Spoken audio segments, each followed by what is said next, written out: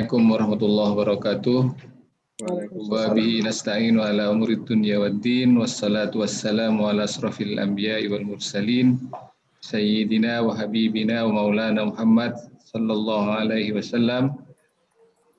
Amma ba'du, kepada yang saya muliakan Bapak Ustadz Dr. Muhammad Faisal, Bapak Ibu hadirin pegawai Bapeten Jamaah Al-Hidayah, pun saya juga menyampaikan selamat datang bagi Bapak Ibu hadirin yang bisa berkenan hadir di luar dari Bapeten.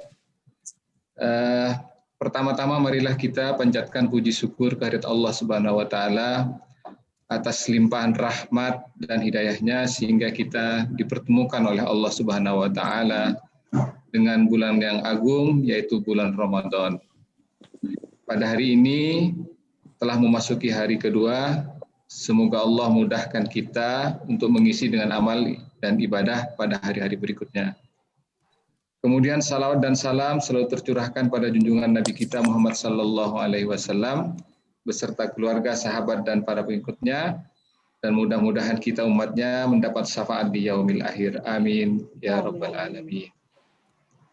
Bapak Ibu hadirin sekalian, peserta kajian Ramadan yang saya muliakan, sebagaimana diumumkan melalui beberapa WA Group bahwa siang ini sebentar lagi akan disampaikan kajian Ramadan online dengan tema perjalanan arwah ketika berpisah dengan jasad oleh Yang Mulia Bapak Dr. Al-Ustadz Dr. Muhammad Faisal. Beliau adalah salah satu dari guru kita yang telah mengisi pada kajian tetap di Masjid Al-Hidayah Bapeten. Perlu saya sampaikan di sini, akan ada sesi tanya jawab selama 10 menit sebelum kajian berakhir. Insya Allah nanti kita tetapkan jam 13.30 kajian ini akan berakhir. Bapak Ibu bisa sampaikan pertanyaan itu baik melalui chat maupun nanti bisa menanyakan langsung.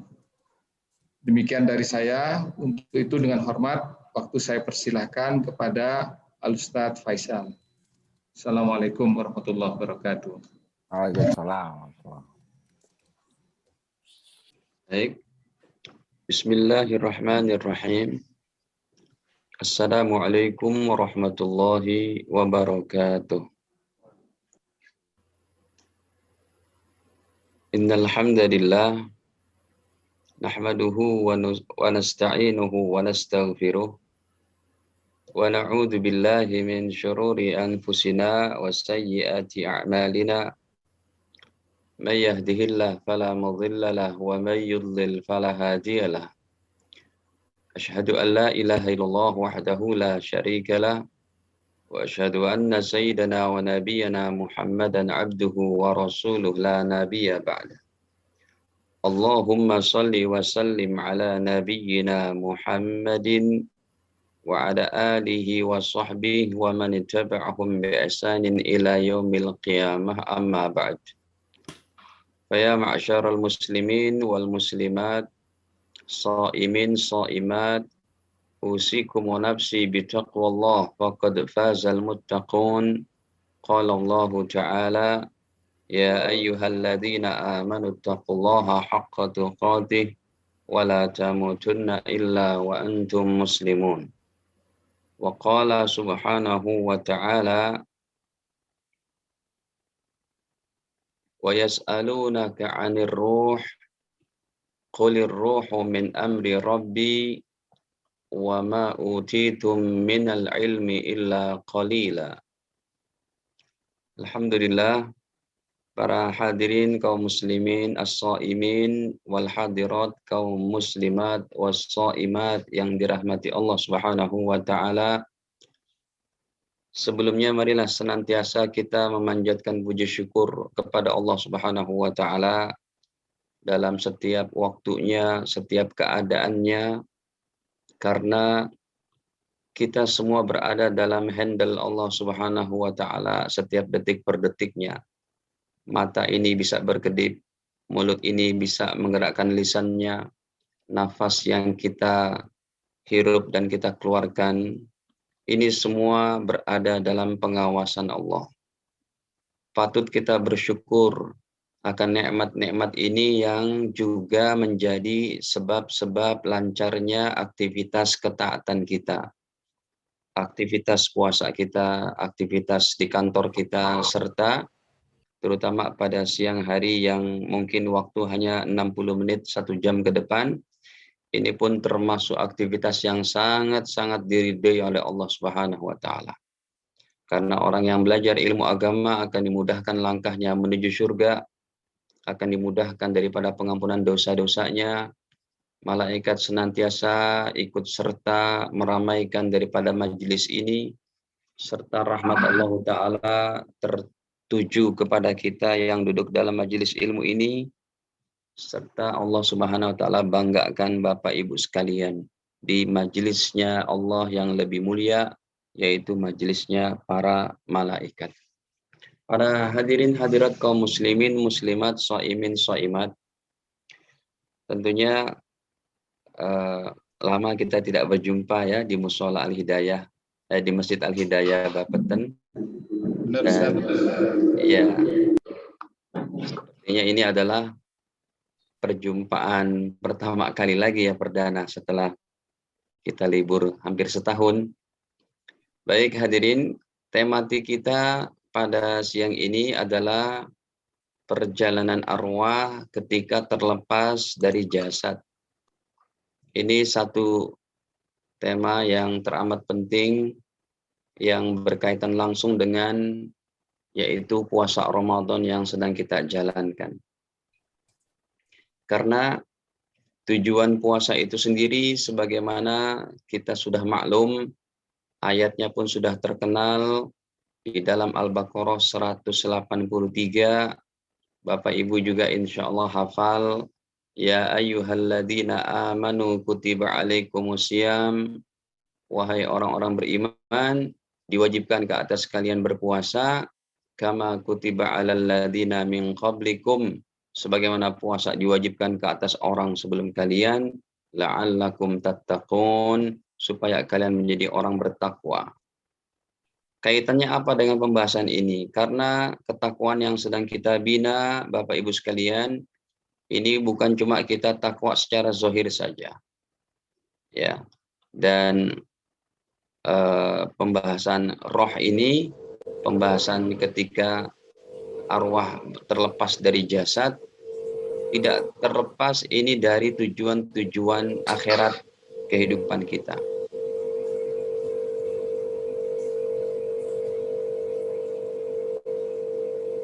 Hadirin dan hadirat kaum muslimin muslimat, perkara-perkara ghaib wajib kita imani. Itu bunyi apa ya Pak?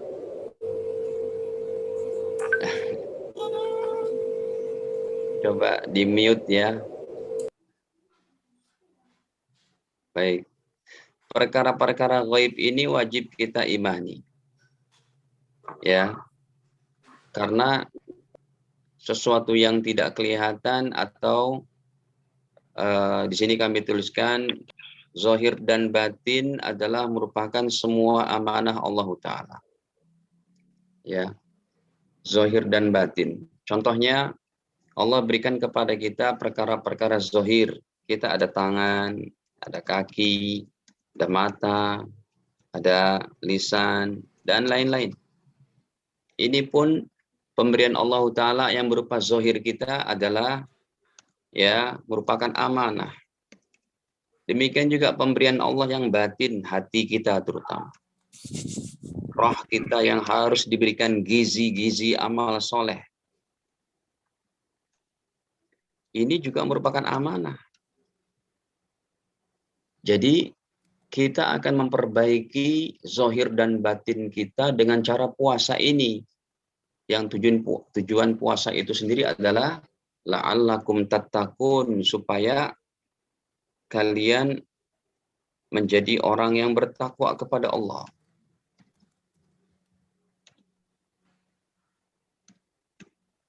Dan takwa itu ya dalam kaitan puasa Ramadan, takwa itu adalah bagaimana kita memperbaiki zohir dan batin kita. Bukan zohir saja. Tampaknya zohirnya baik, dia rapi, pakaian baik, bersih, tidak mengakibatkan penciuman orang lain menjadi sesak gitu ya, dengan bau yang tidak sedap. Itu perintah agama. Tetapi batin ini yang nanti akan dipertanggungjawabkan pertama kali di alam kubur. Ini jangan dilupakan juga. Dan tujuan puasa itu la'allakum tattaqun, include ke dalam kedua ini. Ya, insight dan internal dan eksternal daripada kehidupan kita. Maka hadirin, tujuan Ramadan sebagai jati diri takwa, zahir dan batinnya baik. Ya. Terutama sekali masalah takwa yang berkaitan dengan apa? Dengan batin kita. Kalau saya lihat ini kan ya seperti di layar sekarang nih Pak Tahril gitu. Zohirnya kan cakep tuh, pakai peci gitu ya. Pak Tahril sehat ya. Nah, pakai peci, Bapak juga sekalian rapi gitu. Yang ada di kantor pun rapi. Dan kita perlu memperjuangkan yang namanya batin kita, roh. Inti pembahasan batin kita ini adalah roh. Sebab disinilah bersemayam akan rasa beriman kepada Allah, akan rasa percaya kepada Allah. Di sini juga bersemayam rasa dengki, rasa ujub, rasa sombong, rasa mau benar sendiri, mau menang sendiri, rasa ingin menjatuhkan orang lain, semua dari sini hadirin. Jadi kalau boleh dikatakan usaha kepada batin, ya, our inside condition, our heart ini lebih penting hadirin. Lebih penting ketimbang ya penampilan tetap diperintahkan. Baginda Rasul tuh kalau keluar rumah rapi, rambutnya disisir, dibelah dua, diminyaki, pakai pici, pakai serban, pakaiannya rapi, tutur katanya baik. Ini semua bersumber daripada batin yang baik. Makanya tadi kami tuliskan di sini bahwa ya zohir dan batinnya baik, hadirin. Ini zohir dan batinnya baik. Ya, tujuan daripada puasa itu batinnya ini yang kita mau kemukakan dalil-dalilnya ini. Ya. Karena semua roh di alamnya ini sebelum kita diciptakan ini hadirin. Semua roh di alamnya mengakui bahwa Allah sebagai Tuhannya. Ini ada dalam Al-A'raf ayat 172-nya. Semua roh, semua nyawa manusia, mau dia seorang muslim atau tidak muslim, semua mengaku Engkau adalah Tuhan kami ya Allah. Mau dia almarhum Pak Soekarno, mau mendiang Michael Jackson, mau dia Ronald Reagan, mau dia Anwar Sadat dan sebagainya. Ya, mau Raja Abdullah, mau siapa, mau muslim, non-muslim, semua mengaku dalam ayat ini, Engkau Tuhan kami ya Allah. Lihat hadirin, pengakuan kita di alam arwah, sebelum kita diciptakan, sebelum nyawa-nyawa kita ditiupkan ke dalam rahim bunda-bunda kita sudah mengakui Allah Tuhan kita. Kenapa ketika kita di dunia ini, manusia banyak lupa kepada itu hadirin? Ya, padahal penyambung lisan pengakuan itu sudah ada. Penyambung lisan pengakuan kita berada di alam arwah mengakui Allah sebagai Tuhan kita, itu dipertanggungjawabkan kisah ini oleh Allah sampai diutusnya Nabi Adam, diutusnya Nabi Nuh, Nabi Idris, Nabi Saleh, Ibrahim, terus sampai baginda Muhammad SAW, bahwa Tuhan hanya Allah. Makanya hadirin, ketika kita Masya Allah, di alam arwah sudah mengakui Allah Tuhan kita, di dunia pun kita masih langgang seperti ini, nggak main-main. Coba kita bukakan sekarang daripada Al-Qur'annya pada surat ke-7, surat Al-A'raf, pada ayat ke 172-nya yang tadi sudah kami tuliskan di layarnya, ya, bahwa Allah Ta'ala berfirman, Wa id akhadha rabbuka min bani adama min zuhurihim dzurriyyatahum. Belum tampil ya. Maaf. Ini dalam Al-A'raf 172. Wa id akhadha rabbuka, dan ketika Tuhanmu ya menjadikan kalian min bani Adam, dari anak-anak Adam, min zuhurihim, dari tulang sulbi mereka, dzurriyyatahum, yaitu keturunan mereka. Ketika Allah jadikan mereka itu, wa asyhadahum ala anfusihim, kemudian Allah mempersaksikan kepada mereka, ke atas diri-diri mereka. Apa kata Allah di sini persaksiannya di alam arwah? Ayat ini hadirin sedang menceritakan bagaimana yaitu di alam arwah, bagaimana keadaan orang-orang di alam arwah. Ya. Seperti apa keadaan orang-orang di alam arwah yang sudah Allah Ta'ala katakan bahwa ya, dan ingatlah ketika wa id akhadha rabbuka min bani Adam, dan ingatlah ketika Tuhanmu mengeluarkan keturunan anak-anak Adam dari tulang sulbinya, dan Allah mengambil kesaksian terhadap mereka, terhadap jiwa mereka. Apa kata Allah di situ hadirin para jamaah yang dirahmati Allah? Alastu bi rabbikum, bukankah aku ini Tuhan kalian? Semua ini, semua manusia di alam arwah berkata, qalu bala syahidna, betul ya Allah, Engkau adalah Tuhan kami, Engkau Rabb kami, Engkau pencipta kami. Para jamaah yang dirahmati Allah Ta'ala, ya, makanya penting kita untuk lagi dan lagi memperdalam daripada pengetahuan kita akan apa-apa yang Allah Ta'ala firmankan. Demikian juga kalau masalah roh ini memang sangat hadirin, ya, contohnya dalam Al-Isra ayat 85 ini memang sangat kecil lah, sedikit lah kita diberikan ilmu oleh Allah Subhanahu Wa Ta'ala. Coba kita buka ini surat ke-17 Al-Isra pada ayat ke-85-nya, yang di situ Allah katakan bahwa wa ma utitu minal ilmi illa qalila, sedikit banget kita diberikan ilmu, ya. Wa yas'alunaka 'anir ruh, dan mereka orang-orang Yahudi bertanya kepada Nabi Muhammad, kepada engkau wahai Nabi Muhammad, tentang roh, tentang nyawa, tentang arwah. Kata Allah Ta'ala, qulir ruhu min amri rabbi, katakanlah wahai Nabi, sesungguhnya masalah roh itu adalah dari urusan Tuhanmu. Wa ma utitum minal ilmi illa qalila, urusan roh itu adalah min amri rabbi, dari urusan Tuhanku, maksudnya ya, dari urusan Allah Ta'ala. Wa ma utitum minal ilmi illa qalila, dan kalian tidak diberikan ilmu kecuali sedikit saja ya Allah. Para jamaah yang dirahmati Allah Ta'ala, ya, maka dengan secara pengetahuan ayat-ayat Ramadan, tujuan takwa itu bagaimana kita akan membina yaitu zahir batin kita menjadi zahir batin yang baik, menjadi zahir batin yang terjaga daripada perkara-perkara yang tidak baik. Hadirin para jamaah yang dirahmati Allah, kemudian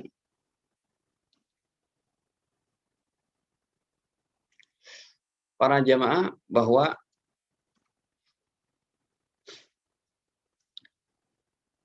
dulu ketika saya masih ngaji di Pakistan, ya, ada seorang dokter Hindu bertanya masalah ini. Ya, ini saya ceritakan karena berkaitan dengan roh, gitu ya.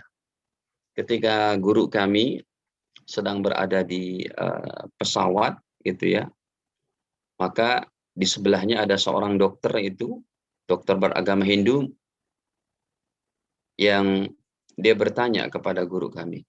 Kata beliau, आपको मुसलमान के लोगों है जो मुसलमान के ईमान बहुत पुख्ता है जब तक आपका खुदा बिल्कुल नहीं नजर दे सकता है.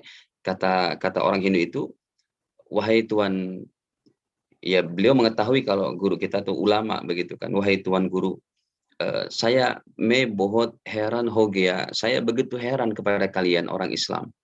Halenge abka rob abka khuda bilkul nazar nehi de sekta. Padahal Tuhan kalian itu tidak pernah dipandang oleh mata. Ya, sedangkan agama lain katanya, Kristen ada Tuhannya di gereja-gerejanya. Hindu, Buddha ada patung-patungnya. Ya, patung Siwa, patung Brahma dan macam-macamnya. Sementara agama Majusi, agama Konghucu ada patung-patungnya, ada tuhan-tuhannya, Tuhan matahari dan macam-macamnya. Tapi saya bingung kenapa kalian nggak pernah lihat Allah Ta'ala. Tetapi iman kalian kok begitu hebatnya kepada Allah Ta'ala. Hadirin para jamaah dirahmati Allah, maka guru kami menjawab, wahai dokter, bapak dokter, ini beragama Hindu dia. Sekarang begini, saya akan kasih tahu kepada engkau bahwa kami orang Islam meyakini dan pasti meyakini akan satu perkara ini sekalipun benda itu tidak kelihatan. Kamu orang Hindu, orang Buddha, Kristen, orang apa saja, ateis sekalipun pasti yakin kalau saya berikan contoh ini. Maka kata guru kami, coba Pak Dokter, kamu angkat tanganmu. Dia angkat tangannya. Angkat kakimu, angkat kakinya. Gerakkan daripada kedipkan matamu. Bisa, terus kata guru kami. Kenapa kamu masih bisa angkat kaki, masih bisa mengucapkan, berbicara, masih bisa mengangkat tangan? Jawab dokter itu, karena saya masih hidup. Ditanya lagi oleh guru kami, kenapa kamu masih hidup? Karena diri saya masih ada roh. Baik, pertanyaan dari guru kami adalah, Pak Dokter, yakin adanya roh? Yakin 100% katanya. Baik, sekarang apakah dengan sains dan teknologi yang sebegini canggih, adakah yang bisa membuktikan roh itu seperti apa? Roh itu seperti apa? Warnanya, bentuknya. Kata dokter itu, tidak tahu. Roh itu cuma benda loh, makhluk Allah. Sebegitupun kamu tidak bisa melihatnya.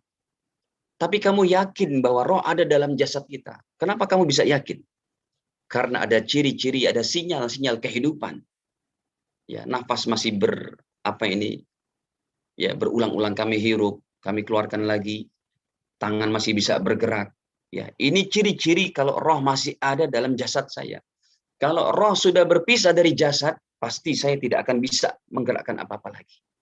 Maka kata guru kami, demikian juga, wahai Pak Dokter, Allah pun tidak dapat dilihat, tapi kami yakin Allah itu ada dengan sinyal-sinyal kehidupan yang Allah berikan. Adanya sirkulasi udara, peredaran matahari dengan bulan, dengan semua daripada apa-apa yang ada miliaran dari bintang-bintangnya. Kami yakin tidak akan ada yang bisa menguatkan, memberikan kekuatan sebegitu hebatnya. Bintang-bintang yang miliaran dengan porosnya, dengan jalurnya, itu berjalan dengan tertibnya. Demikian juga tumbuh-tumbuhan, air, hujan, kadarnya Allah berikan sebegini dan macam-macamnya. Itu sinyal-sinyal kehidupan. Siapa yang membuatnya? Mustahil kalau ada 2 Tuhan. Ada 10 Tuhan. Pasti ada 1 Tuhan yang Maha Esa. Yaitu Allah Subhanahu wa Ta'ala. Alhamdulillah setelah turun dari airport, turun dari pesawat sampai di New Delhi, si dokter berkata, asyhadu an la ilaha illallah wa asyhadu anna Muhammad. Dia masuk Islam. Nah, hadirin para jamaah yang dirahmati Allah, ya. Jadi perjuangan zahir batin ini penting untuk kita dalam rangka puasa Ramadan, ya, kita perjuangkan bagaimana zahir batin kita menjadi baik. Sekarang kami berikan hadisnya dalam Sahih Muslim. Para jamaah yang dirahmati Allah, kita buka Sahih Muslim, nomor hadisnya pun sudah 6.000 sekian. Ya, coba saya klik dulu ini yang ada di layar Bapak Ibu sekalian. Sebagaimana kita kalau adakan kajian di Masjid Al-Hidayah di Bapeten, ya, kita carikan hadisnya secara live seperti ini juga. Di sini pada nomor 6.000 hadirin pada 6.000 sekian, ya, 6.708, Allah Ta'ala berfirman, maksud kami, baginda Nabi sallallahu alaihi wasallam bersabda, qala Rasulullah sallallahu alaihi wasallam, innallaha, sesungguhnya Allah, kata Nabi, la yanzuru ila suwarikum, Allah tidak pernah melihat bentuk rupa kalian. Allah tidak pernah melihat seseorang daripada pangkatnya, jabatannya, warna kulitnya, bentuk wajahnya, bentuk fisiknya.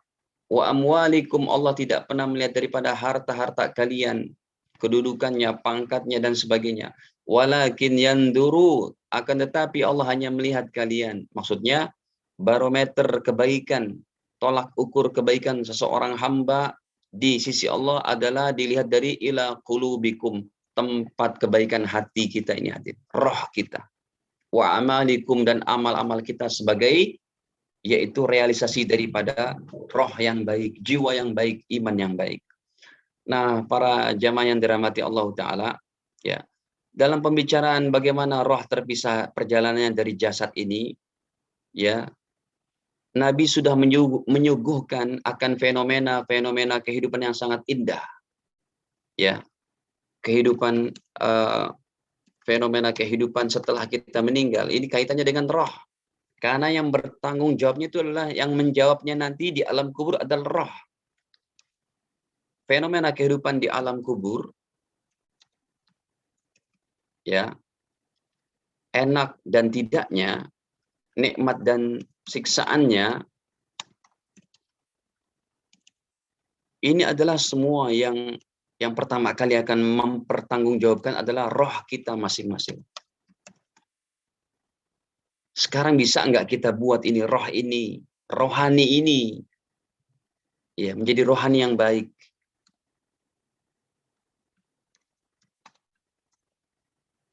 Tepat sekali ini kalau kita di bulan Ramadan lagi-lagi kita introspeksi diri kita, muhasabah diri kita. Nah, hadirin para jamaah dirahmati Allah, ya. Contohnya kalau seorang sudah masuk ke alam kubur, hadirin, itu kan ada kubur, ketika kuburan kita bongkar, hadirin, tinggal tulang belulang, kemana dagingnya, kemana ininya, habis semuanya. Yang ada apa dipertanggungjawabkan di alam kubur? Roh kita, rohani kita yang baik. Sekarang tinggal kita buat, kita manage, kita mau jadikan baik atau justru menjadikan perkara yang sangat mengerikan. Para jamaah dirahmati Allah, makanya para dai, para ulama, para ustadz mengatakan sama-sama kita bertobat kepada Allah, dan tidak ada kata adalah terlambat untuk bertobat, tidak ada. Tidak ada yang namanya dalam Islam kamus terlambat untuk bertobat, untuk memperbaiki roh kita. Sayyidina Umar bin Khattab itu sejahat apa dulunya sebelum masuk Islam. Bahkan setelah beliau masuk Islam, bertobat sejadi-jadinya. Rating beliau itu kedudukannya langsung mengungguli 9 orang sahabat. Utsman, Ali, Zubair bin Awam, Zaid bin Sabit, kemudian Ubaidillah bin Jarrah, kemudian Abdurrahman bin Auf, Sa'ad bin Abi Waqqas, ya, Bilal bin Rabah, mengungguli daripada 9 sahabat mulia pertama kali yang masuk Islam lebih dulu daripada Umar bin Khattab. Ratingnya langsung naik menjadi peringkat kedua. Cuma memang kata Nabi, kamu wahai Umar tidak bisa mengungguli daripada Abu Bakar. Ini kan Sayyidina Umar bisa begitu karena pengolahan rohnya itu, rohaninya menjadi roh yang baik. Nah, hadirin, kita tampilkan saja hadis sahihnya riwayat Imam Ahmad pada 18.534. Ya, hadis ini cukup panjang. Saya tampilkan langsung saja. Kenapa? Karena mungkin menterjemahnya memerlukan lebih dari 20 menit dan ini waktunya masih ada. Coba kita tampilkan hadisnya pada riwayat Imam Ahmad bin Hambal.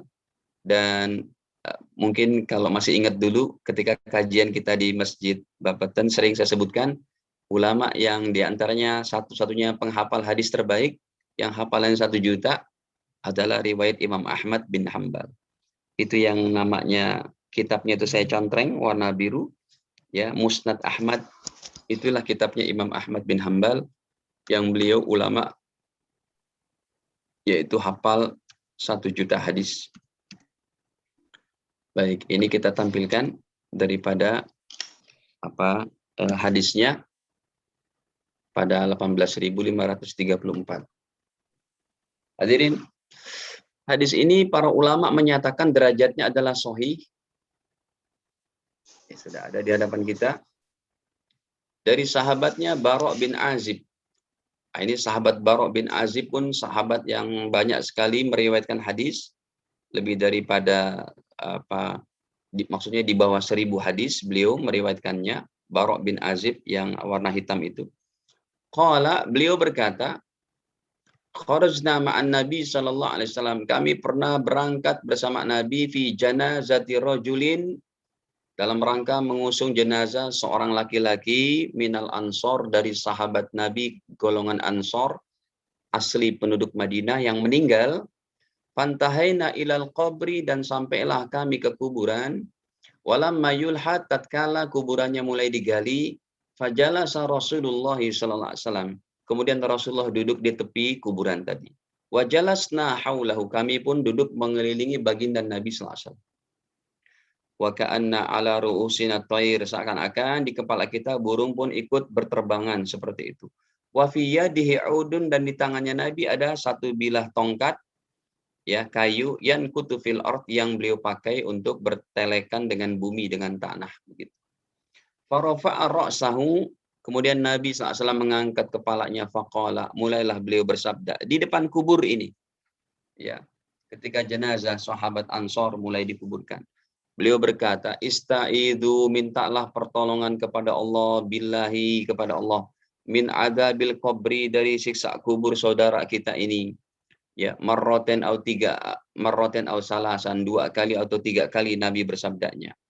Summa qal, kemudian Nabi bersabda, innal abdal mu'min, sesungguhnya seorang hamba beriman.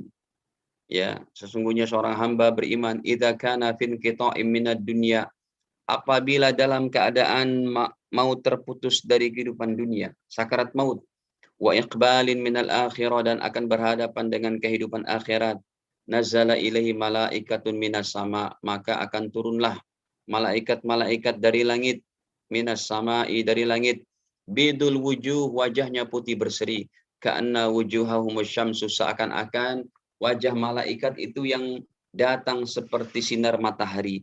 Ini tentunya untuk seorang beriman, orang yang soleh, orang yang betul-betul memperjuangkan rohnya, rohaninya, jiwanya menjadi jiwa yang baik.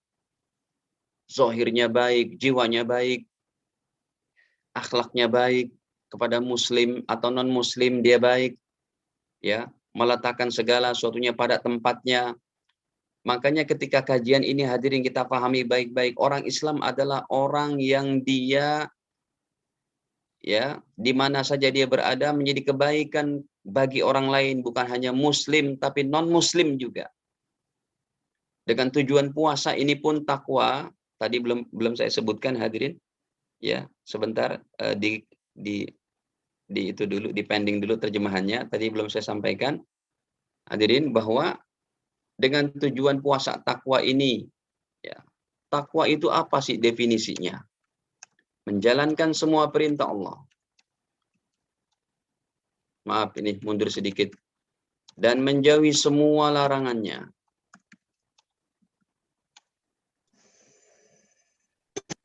Hadirin, dalam ranah puasa ini, tujuan takwa kita tambah lagi. Dan, ya, diri-diri kita bisa memberikan manfaat kepada orang lain.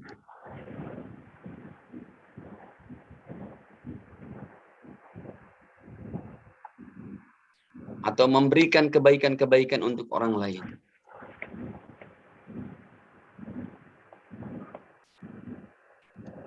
Jadi para jamaah yang dirahmati Allah, kalau sudah definisi takwa di bulan Ramadan seperti ini, dan orang Islam, ya, itu suara apa hadirin? Bapak mohon siap Ustaz, bentar saya mute. Mohon maaf ya, suaranya mengganggu konsentrasi kami. Para jamaah, Jadi definisi takwa menjalankan semua perintahnya, menjauhi semua larangannya, ditambah lagi tuh hadirin. Dan diri-diri kita bisa bermanfaat untuk orang lain, memberikan kebaikan untuk orang lain. Kalau dengan definisi takwa seperti ini kan sangat indah, teramat indah hadirin. Nggak mungkin Islam itu akan menjadi teroris. Nggak mungkin Islam akan mencelakakan orang lain. Impossible. Ya, sampai kapanpun never orang Islam kayak begitu. Itu mesti orang Islam yang salah dalam memahami Islamnya. Jangankan kita, untuk diri kita hadirin. Lihat kalimat terakhir. Bermanfaat untuk orang lain. Ini saya tambahkan di sini. Bermanfaat untuk orang lain, muslim atau non-muslim.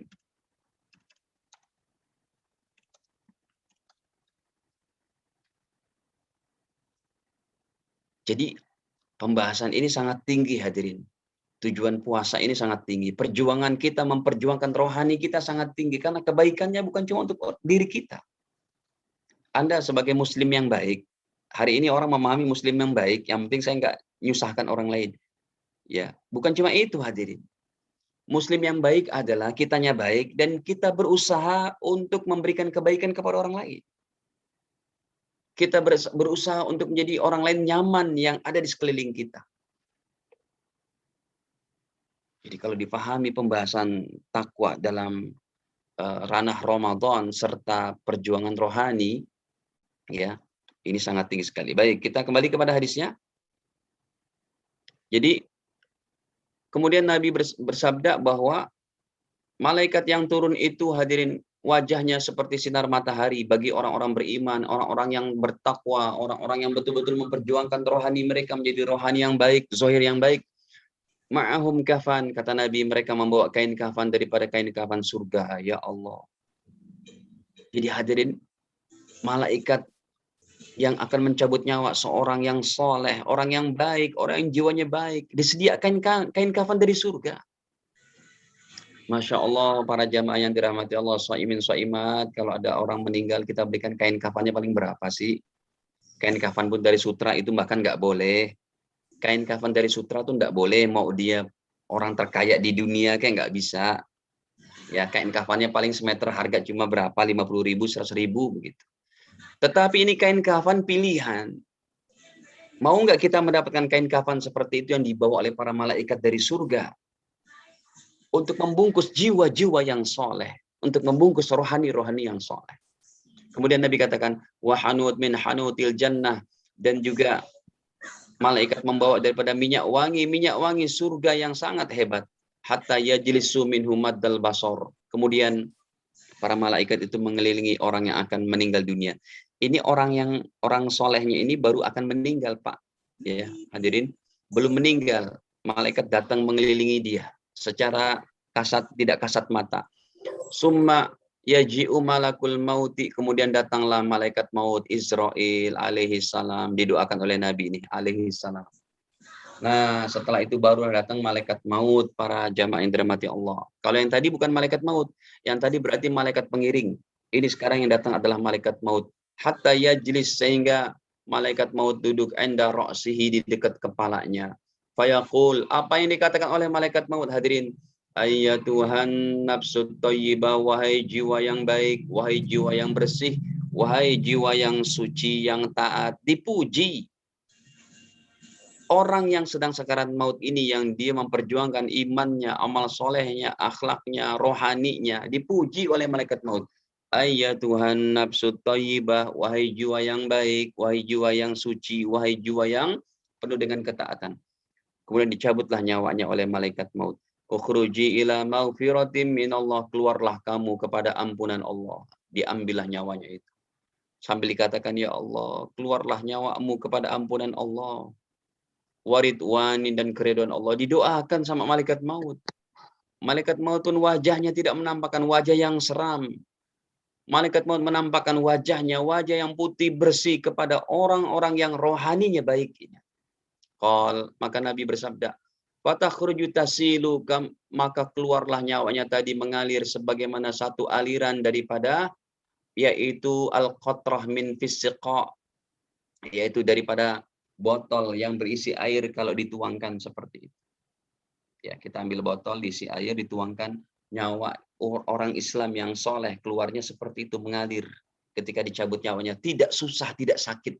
Ini pilihan kita. Faya'khudhuha, kemudian diambil nyawanya oleh malaikat maut. Fa'idha akhadaha, ketika ia sudah diambil, lam yada'uha, tidak dilepaskan, dipegang nyawanya itu. Nyawanya tadi. Fi yadihi, di apa? Di tangannya malaikat maut. Torfata ainin, tidak dilepas sekedip, ya, sekejap pandangan pun. Hatta ya'khudhuha, sehingga mereka jadikan daripada nyawanya tadi fidzalikal kafan, di kain kafan yang dibawa dari surga. Nyawa orang beriman yang soleh ini setelah diambil hadirin, ya setelah dicabut oleh malaikat maut, dengan lembutnya diletakkan di satu kain kafan. Wa fidzalikal hanud, yang penuh dengan minyak wangi, lebih daripada minyak wangi kasturi. Wa yakhruj minha, maka keluarlah semerbak ka'atyabin nafhati miskin, seperti semerbak minyak misik, minyak kasturi, wujidat ala wajil ardi, yang ada di seluruh permukaan bumi ini, begitu harum. Fayas'aduna biha, kemudian nyawanya dinaikkanlah, dibawa. Nah, ini proses ketika nyawa kita sudah terlepas dari jasad, ya. Fala yamurruna, akhirnya malaikat ini membawa kepada mereka, kepada langit pertama, dan mereka tidak melewati satu daripada perkumpulan malaikat, yaitu minal malaikat, dari malaikat, illa qalu, pasti malaikat yang berada di langit pertama, langit kedua, langit ketiga bertanya, mahadar ruh at-thaib, ini harum apa, ini nyawa apa yang sangat indah, yang sangat baik ini.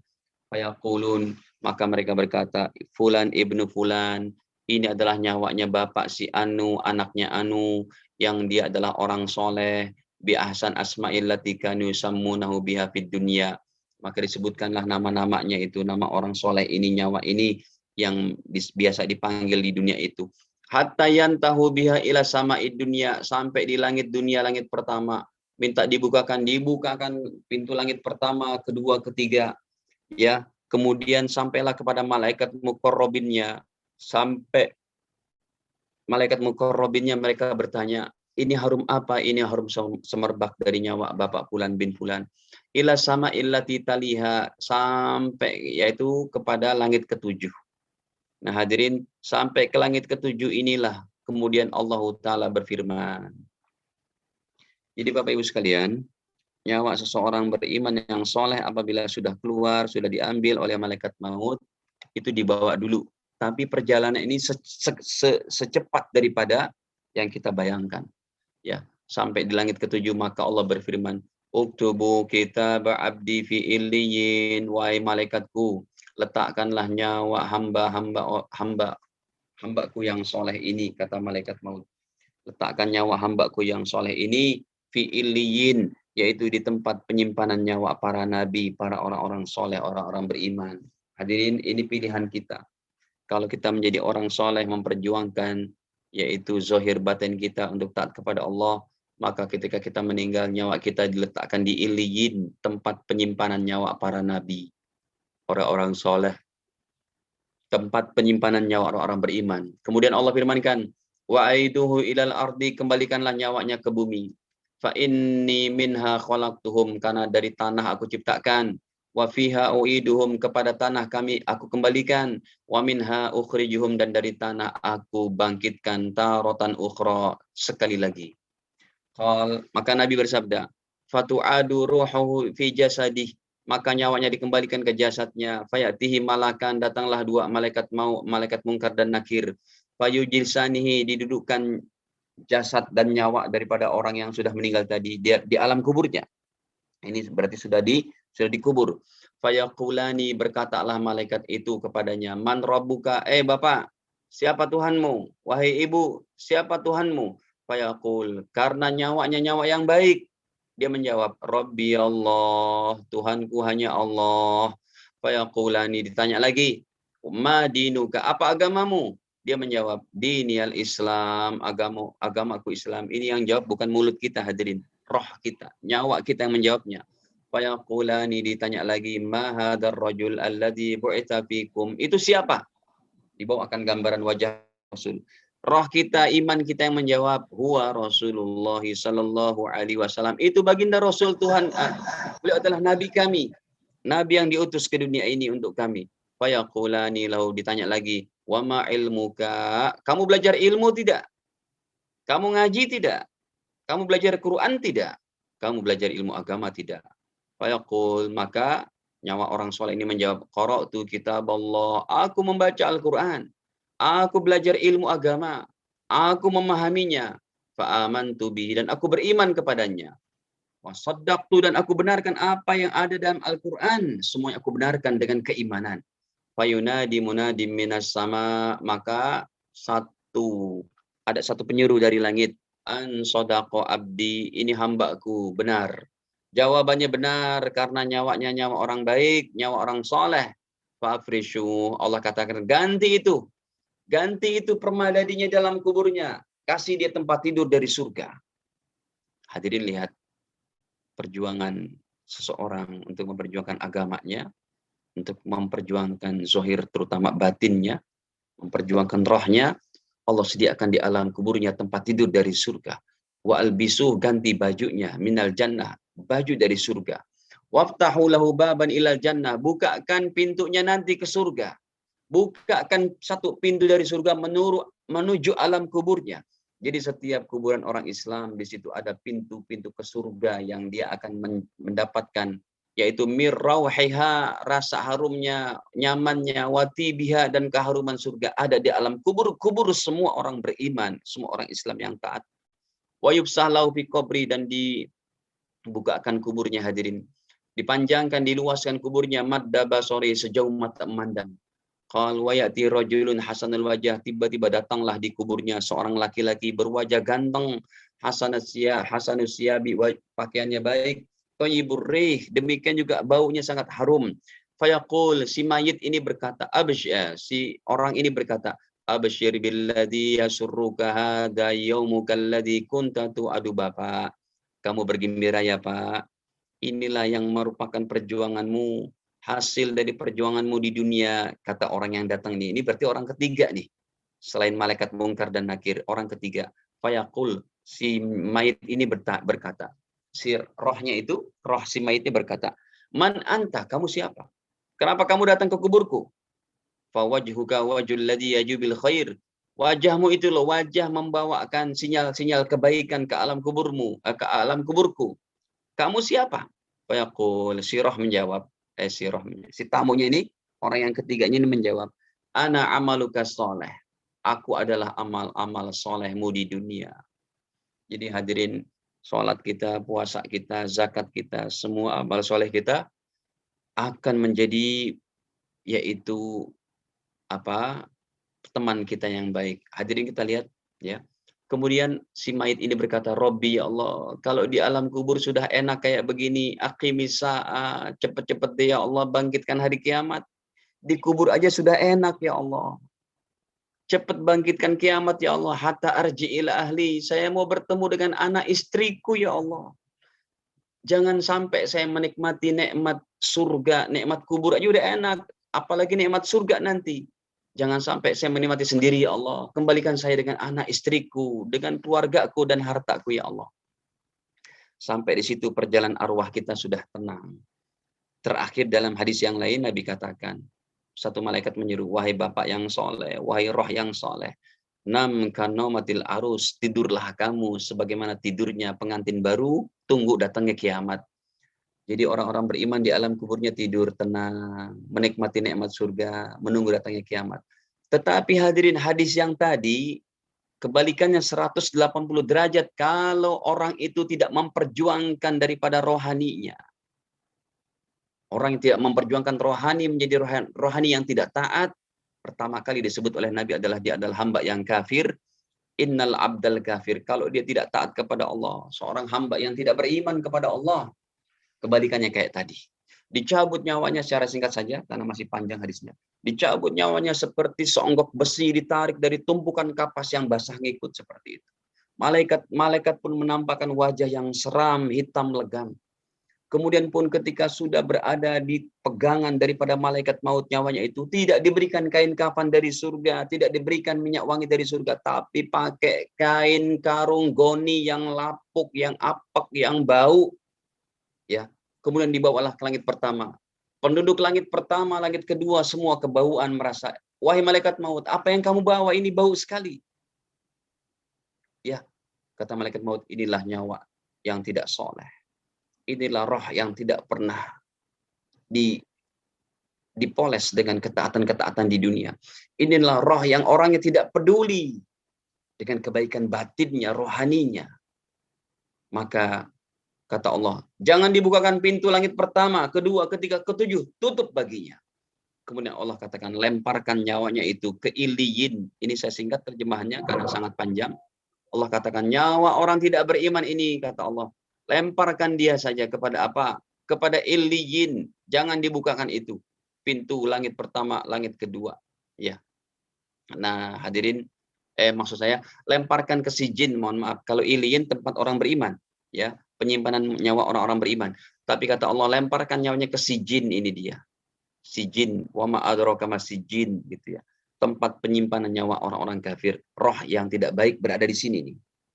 Hadirin, akhirnya datanglah malaikat Munkar dan Nakir bertanya, siapa Tuhanmu? Dia tidak bisa jawab. Apa kitabmu? Apa agamamu? Dia nggak bisa jawab. Akhirnya dipukullah dengan satu palu daripada besi di alam kuburnya. Dia teriak sejadi-jadinya yang tidak bisa didengar oleh manusia dan jin. Dan seluruh makhluk selain manusia dan jin bisa dengar itu. Hadirin para jamaah dirahmati Allah Ta'ala. Ya, ini roh kita sedang dalam perjuangan kita ini. Rohani kita sedang kita perjuangkan untuk menjadi rohani yang baik. Untuk menjadi rohani yang ikhlas menerima ketentuan-ketentuan Allah. Menerima ketentuan Allah daripada beriman. Engkau Tuhan kami, bukan yang lain ya Allah. Menerima ketentuan Allah berupa syariat, jalankan sholat, bayar zakat, jalankan puasa, tutup aurat, bersikap jujur, bersikap baik, mutawadho, ya. Setiap harta yang kita miliki kita infakkan, kita keluarkan di jalannya, berakhlak baik. Ini semua ketentuan Allah yang merupakan kewajiban yang kita jalankan. Ini kebaikannya untuk kita. Hadirin, Ramadan masih awal-awal. Semoga Ramadan tahun ini lebih baik daripada tahun-tahun kemarin untuk kita perjuangkan keimanan kita, rohani kita menjadi rohani yang baik. Yang menyampaikanlah bukan orang yang sempurna, yang menyampaikan juga sama dengan Bapak Ibu sekalian dalam rangka memperbaiki diri kita. Dan ini dalam rangka juga kita saling ingat mengingatkan ya supaya bahwa di hadapan kita ada alam lagi yang menjawabnya adalah pertama kali roh-roh kita. Mulut ini terkunci sebagaimana Allah firmankan dalam surat Yasin, al-yauma nakhtimu ala afwahihim wa tukallimuna aydihim wa tashhadu arjuluhum bima kanu yaksibun. Mulut ini terkunci hadirin. Yang bicara nanti adalah yang bisa mempersaksikan di akhirat perbuatan kita, tangan kaki kita. Tentunya roh kita yang akan memperjuangkannya itu, memberikan apa jawaban-jawaban. Demikian Mas Tahril, ya karena waktu semua habis, biar ada sesi tanya jawab juga. Silakan Pak. Ya, baik Ustaz, terima kasih Ustaz. Alhamdulillah pada kegiatan kajian online hari ini hadir sekitar 74 peserta Ustaz. Namun karena ada sisa sekitar waktu 5 menit, kami pilihkan dua penanya yang pada hari ini saya pilih dari chat dulu. Mudah-mudahan kalau ada sisa waktu, kami akan bacakan chat-chat yang berikutnya. Penanya pertama, Assalamualaikum Ustadz, izin bertanya, ruh saat di alam arwah bersaksi Allah Tuhannya, kemudian di dalam dunia ditiupkan ke jasad baik itu muslim maupun non-muslim. Pertanyaan saya, bagaimana status ruh tersebut ketika ditiupkan ke jasad yang ternyata non-muslim dan sampai akhir hayat tidak menjadi muslim? Bagaimana Ustaz? Apa saya baca yang penanya berikutnya atau Ustaz langsung menjawab? Jawab dulu Pak. Siap, Ustaz. Begini Bapak Satria Prahara, jadi semua roh itu di alam arwah muslim. Bagaimana status roh itu ketika ditiupkan ke jasad? Tetap muslim. Roh itu sekalipun maaf bapaknya, ibunya non muslim yang sedang mengandung, itu bayi semuanya muslim, mukmin, beriman kepada Allah. Buktinya apa? Kata Nabi, setiap bayi dilahirkan dalam keadaan fitrah, menerima fitrah dari alam arwahnya sebagai seorang beriman. Fa'abawahu yuwahidani wa yumajjisanihi wa yunassirani. Bapak ibunya yang jadikan dia kafir, Yahudi, Nasrani, Majusi, gitu. Makanya kata Nabi, setiap anak yang lahir, bayi lahir dari keluarga non-muslim, meninggal, ini si bayi tetap masuk surga. Diperhatikan. Kenapa? Karena sejatinya dia adalah bayi yang mukmin, yang beriman ketika di alam rohnya sampai dia nanti berubah keimanannya karena didikan orang tuanya yang non-muslim. Dari mana Allah bisa mempertanggungjawabkan cara ini? Dari diutusnya nabi-nabi sejak zaman Adam sampai Nabi Muhammad. Ya, nih, kamu adalah tadinya orang beriman di alam arwah. Perjuangkan keimananmu ini. Begitu. Baik. Silakan. Ya, baik, untuk penanya berikutnya, Ustaz. Assalamualaikum Ustaz, izin bertanya, amalan utama apa yang bisa dilakukan agar mendapatkan ruh yang harum tersebut? Jazakallah khairan katsir. Maaf sebentar, ulang Pak. Ya, ini dari penanya dari Bapak Dadi Setiawan. Amalan utama apa yang bisa dilakukan agar mendapatkan ruh yang harum tersebut? Jazakallah khairan katsir. Pak, jawabannya sangat singkat, yaitu amalan apa? Amalannya adalah jalankan semua perintah Allah, jauhkan semua larangannya. 2 poin itu saja. Ya. Kita sempurnakan perintah Allah dan jauhkan larangan. Baik, Ustaz. Terakhir, Ustaz, ini ada penanya berikutnya.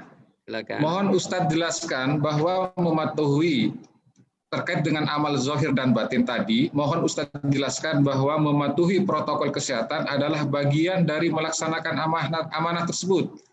Karena masih banyak orang yang abai masalah ini dengan alasan bahwa sakit dan sebagainya takdir Allah. Lalu katanya kenapa kita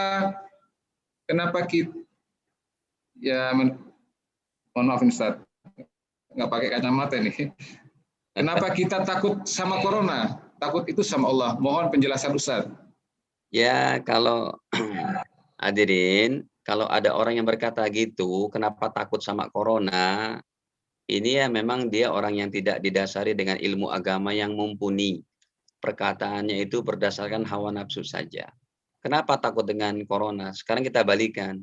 Kamu takut nggak sama api? Coba pegang itu api. Coba kamu datang ke kandang harimau di Ragunan sana. Kamu masukkan diri kamu ke Ragunan, kandang harimau itu. Hadirin, semua apa yang terjadi di permukaan bumi ini adalah merupakan ada sebab-sebabnya. Kalau tanganmu nggak mau kebakar, jangan pegang api. Itu kan sebab, gitu kan. Kalau kamu tidak mau terkena daripada penyakit corona ini, maka lakukanlah diantaranya pakai masker ataupun divaksin, kemudian social distancing dan cara-cara yang lainnya. Jadi pertanyaan orang yang seperti itu adalah orang yang tidak didasari dengan ilmu yang benar. Ya, itu adalah orang-orang yang mengikuti hawa nafsu saja. Kita adalah orang Islam yang berpikir cerdas, bekerja keras, dan hati yang ikhlas. Contohnya berpikir cerdas adalah kita ciptakan suasana supaya corona ini tidak makin merajalela, tidak mudah untuk transfer disease penyebarannya kepada orang lain. Kita berpikir ikhlas adalah ini memang sudah merupakan takdir Allah yang kita harus tidak boleh menyerah. Ini Allah ingin meningkatkan derajat orang Islam dengan adanya corona ini. Mau dia merupakan konspirasi atau tidak, tetap takdir Allah Ta'ala. Yang meninggal kena corona mati syahid, bayangin. Yang kena corona, yang dia berusaha untuk sudah menghindarkan, masih kena juga, matinya mati syahid. Ya, kemudian ya setelah itu kita bekerja keras yang setelah Allah Ta'ala berikan anggota tubuh kita ini. Begitu Pak Tahrik. Boleh izin satu penanya terakhir Ustaz? Monggo. Ya Ustaz, ini karena waktunya sudah habis, tapi ini saya mohon izin Ustaz Faisal. Assalamualaikum Ustaz, izin bertanya, saat dikubur diberikan pertanyaan, jawabannya itu berdasarkan apakah? Pertama, berdasarkan keimanan dan ketaatan. Yang kedua, pasti ketaatan dan keimanan itu berdasarkan ilmu. Jadi itu saling berkaitan. Kalau ada Bapak Ibu ataupun orang-orang hari ini berkata, udahlah saya hafal aja tuh jawabannya, nanti saya akan jawab di dalam kubur. Saya hafal saya sekarang, tapi dia nggak sholat, nggak puasa, nggak ini. Mustahil. Jadi bahwa yang bisa menjawab itu adalah keimanan dan juga ilmu kita itu sendiri. Demikian. Jazakallah khair katsir Ustaz. Jadi berakhir sudah ini karena waktunya sudah menunjukkan waktu jam 1.30 lebih. Kami menyampaikan banyak terima kasih kepada Ustadz Faisal yang sudah berkenan hadir pada kajian Ramadan online di Bapeten. Kemudian untuk Bapak hadirin sekalian kami mohon maaf tidak bisa artinya membuka sesi tanya jawab langsung karena keterbatasnya waktu. Insya Allah pada forum-forum berikutnya, insya Allah besok masih ada sesi kajian Ramadan yang diselenggarakan oleh panitia Ramadan Masjid Al-Hidayah Bapeten. Saya sebagai pemandu acara juga mohon maaf apabila ada kesalahan atau kekurangan. Jazakallahu khairan katsiran. Wassalamualaikum warahmatullahi wabarakatuh. Waalaikumsalam warahmatullahi wabarakatuh. Terima kasih Ustaz.